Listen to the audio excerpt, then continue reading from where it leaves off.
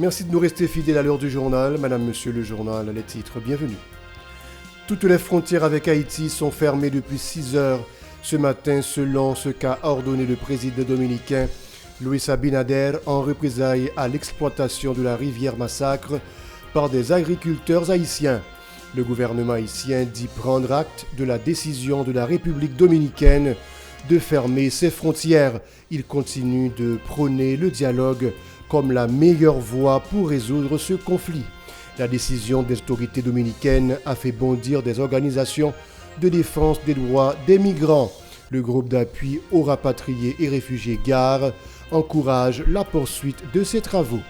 La Journée internationale de la démocratie, c'est ce 15 septembre, l'occasion pour l'Institut national pour la défense des droits socio-économiques, INDESC, d'appeler tous les secteurs à œuvrer pour le triomphe effectif de la démocratie en Haïti. Des étudiants finissant de l'école normale supérieure ENS de l'Université d'État d'Haïti UEH qui ont bouclé leur période de stage dans les institutions scolaires publiques réclament du ministère de tutelle le paiement de leurs frais ainsi que leurs lettres de nomination. Restez avec nous pour le développement. Si vous jugez que cette vidéo est intéressante, n'hésitez pas à liker et partager la vidéo. Et surtout, n'oubliez pas de vous abonner à cette chaîne et activer la cloche de notification pour ne pas louper aucune de nos vidéos.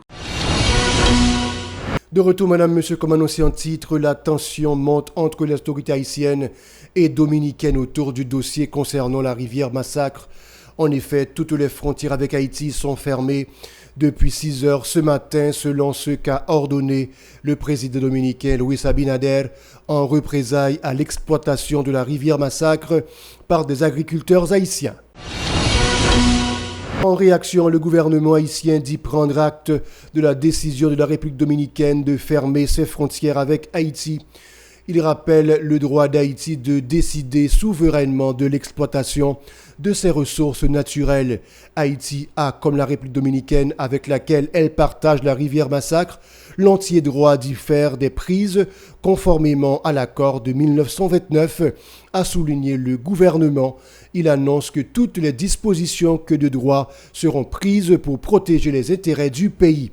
Les autorités déclarent que le dialogue sera toujours privilégié. Dialogue qui était en cours et sur une bonne voie entre la délégation haïtienne dûment mandatée avec leurs homologues dominicains de la commission binationale à la chancellerie dominicaine en République dominicaine, quand l'annonce unilatérale du président dominicain de fermer ses frontières a été faite. En guise de recommandation, le gouvernement appelle à la protection des vies et des biens des deux côtés de la frontière et au respect des conventions internationales régissant la matière. Il invite la population haïtienne à la sérénité et a promis de prendre toutes les dispositions afin que l'irrigation de la plaine de Maribaou se fasse dans les normes, sous la supervision notamment des ministères de l'Agriculture, des Ressources naturelles et du Développement rural et de l'Environnement, selon un communiqué en date du 14 septembre. D'appui aux rapatriés et réfugiés GAR fustige l'attitude du gouvernement dominicain du fait d'avoir décidé de fermer toutes ses frontières avec Haïti en raison de l'exploitation des eaux de la rivière Massacre à Ouanamètre. Cette structure souligne qu'il s'agit du premier canal construit pour puiser des ressources hydriques de la dite rivière alors que la République dominicaine en a déjà construit 11. Le GAR encourage la poursuite des travaux en vue d'irriguer également les terres agricoles au niveau de la partie haïtienne. Écoutons le responsable de la communication du GAR, Sam Guillaume, au micro de Chilov Semexan et Max Rony Orissa. Nous constatons jeudi, vendredi 15 septembre, bien bonnet dans matin, toute frontière à Haïti fermée. Car je voulais préciser pour tout le monde qui a suivi ça qui a passé dans l'année 1929, précisément jour qui était 29 février, Haïti et la République dominicaine dans l'objectif pour bien gérer le rapport comme des peuples qui partageaient même frontière, de rédiger et puis signer un document qui relève traité de paix, d'amitié et d'arbitrage. Document ça, dans l'article 10, il précise tous les pays sont capables d'utiliser n'importe rivière qui chita colle sur frontière à condition d'utilisation ça pas causer rivière à l'autre pays aucun dommage. Dans ce sens ça, Gare exprimer solidarité li ak action groupe paysan si la yo. L'eau rivière massacre là, c'est une ressource capitale pour paysans yo capable planter à cultiver terre yo et puis kembe indépendance économique yo ak souveraineté yo non causer la mangeaille. La tension entre les deux pays a aussi ses effets sur le dossier migratoire déjà brûlant. La coordinatrice de Gare, Katia Bonté, dit redouter l'aggravation de la situation des migrants évoluant en République dominicaine. Les cas de maltraitance pourront se multiplier et le processus de déportation massive peut être accéléré, a prévenu la défenseure des droits des migrants.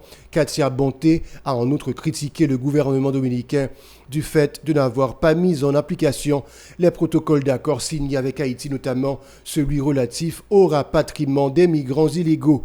Les droits de ces derniers sont toujours bafoués par les autorités dominicaines, a dénoncé Madame Bonté, qui exhorte le gouvernement haïtien à traiter la crise diplomatique avec tact tout en préservant les relations entre les deux peuples. On l'écoute toujours au micro de Shilov Semexan et Max Rouni Orissa. L'État dominicain gagne dans l'habitude de ne pas respecter les haïtiens. Et quand a vu la situation en pile par rapport avec le protocole 1999 que Haïti et la République dominicaine signent pour le mode rapatriement fait.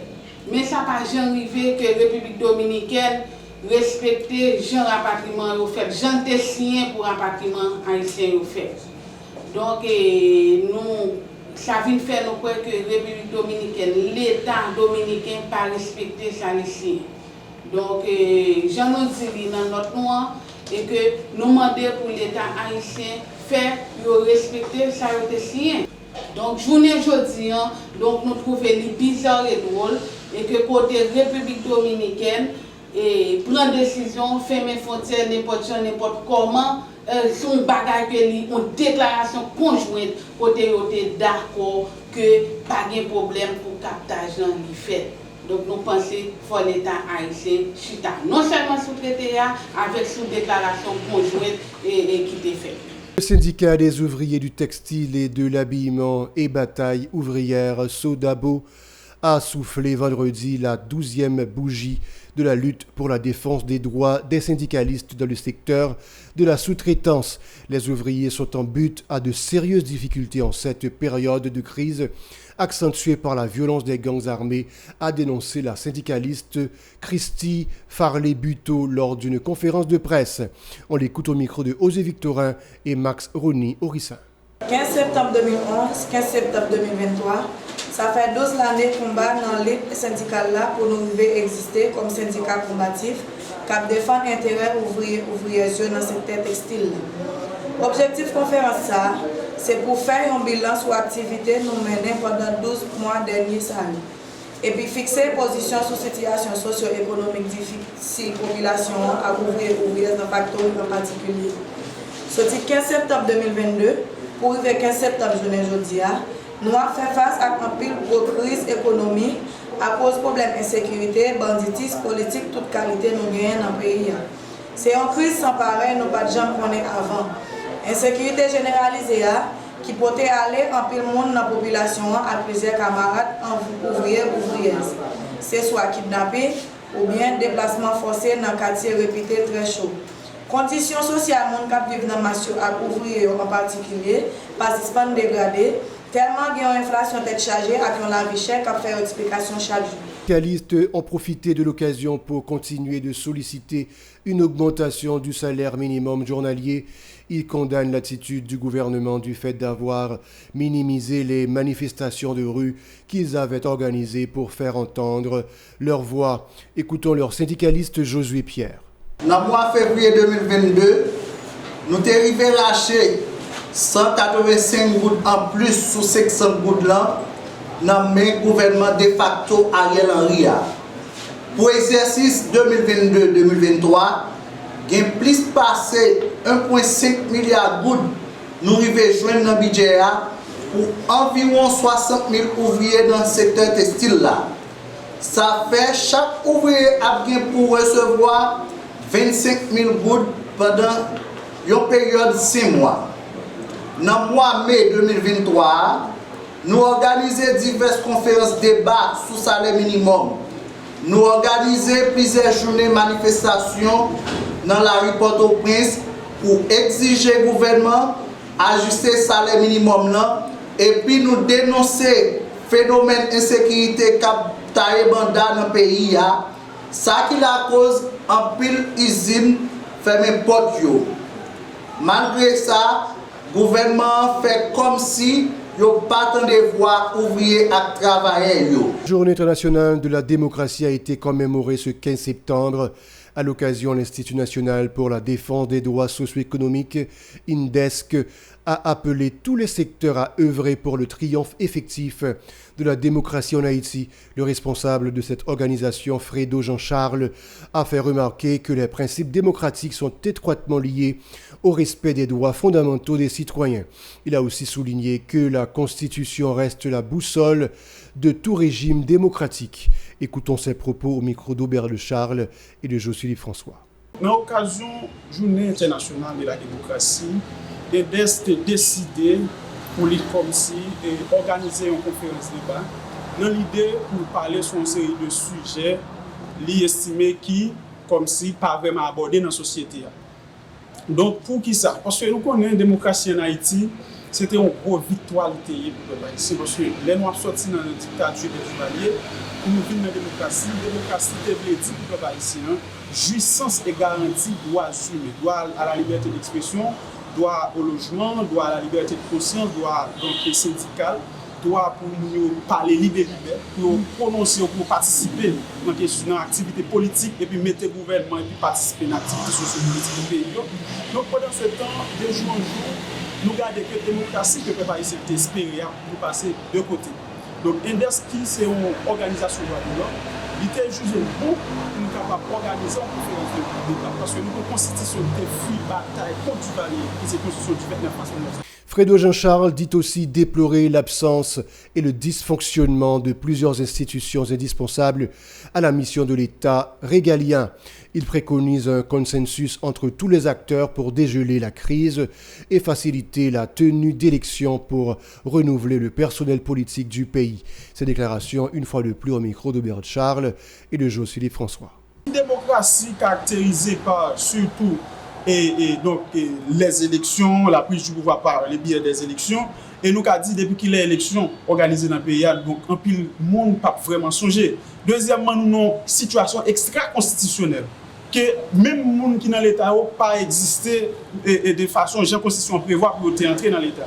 Donc, dans la Journée internationale de la démocratie, le message que nous voulons lancer, c'est qui ça? C'est pour l'autorité qui a fait politique dans l'État, puis défenseur de droits de l'homme, toute société civile, pour prendre conscience et puis pour joindre nos communes encore, pour faire un compromis, pour organiser l'élection dans le pays, pour mettre des autorités légitimes dans l'État, qui ont fait des routes, qui ont une mission pour être capable de garantir droit avec la vie dans le pays. Parce que la sécurité monde, c'est le premier droit que nous gagnons avec la vie. En Haïti, ça va exister. Les étudiants de l'École normale supérieure ENS de l'Université d'État d'Haïti, UEH, ayant bouclé leur période de stage dans les institutions scolaires publiques, exigent du ministère de tutelle leur lettre de nomination et le paiement de leurs frais. Ils affirment avoir adressé une correspondance en août dernier aux responsables autour de leurs revendications. Jusqu'à date, le suivi du dossier n'est pas assuré, déplorent ces étudiants, soulignant que leur démarche est conforme au protocole d'accord paraphé en ce sens par le ministère de l'Éducation nationale et de la formation professionnelle MENF. Écoutons l'un d'entre eux, David Guerrier, au micro de Yasmine Sanon et de Stravinsky des Rameaux. Avec le Parlement supérieur, signe un protocole d'accord. Le protocole d'accord, ça dit que quel que soit l'étudiant finissant, il a fait stage et après stage là, il faut qu'on soit nommé.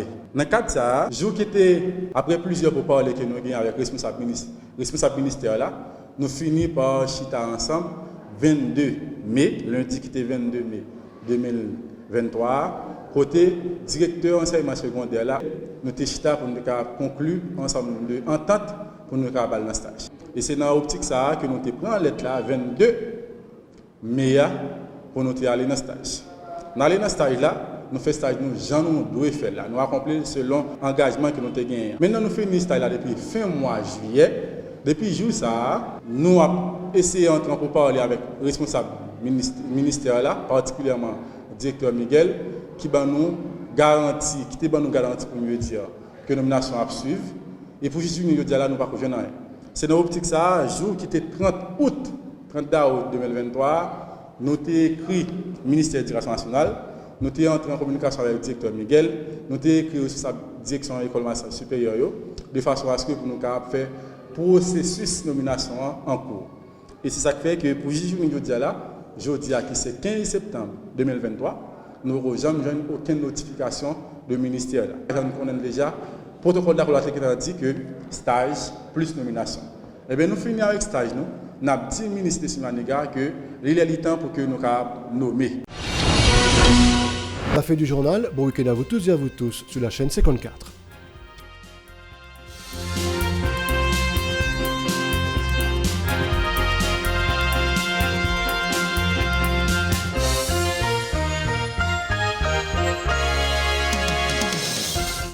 Si vous jugez que cette vidéo est intéressante, n'hésitez pas à liker et partager la vidéo. Et surtout, n'oubliez pas de vous abonner à cette chaîne et activer la cloche de notification pour ne pas louper aucune de nos vidéos.